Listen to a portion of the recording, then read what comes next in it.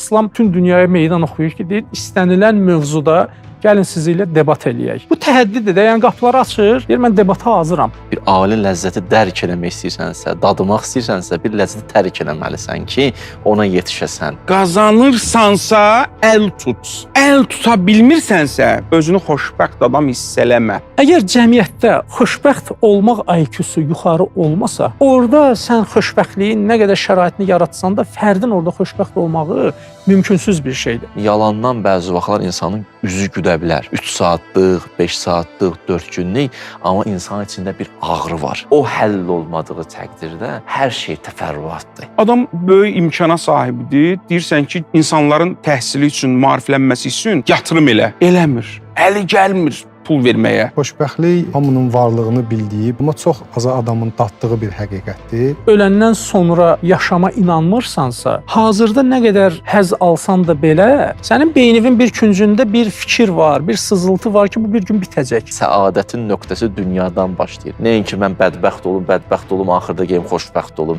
Nəinki bu dünyada məhrum olum, orada əldə edeyim. Şəhadətə gedən o igidlərimizdən yaxınlaşıb müsahibə alan olsaydı, adam həmin anda özünü bədbəxt hiss eləməzdi. Ümumiyyətlə, özünü bədbəxt hiss edən adam şəhadətə getməz.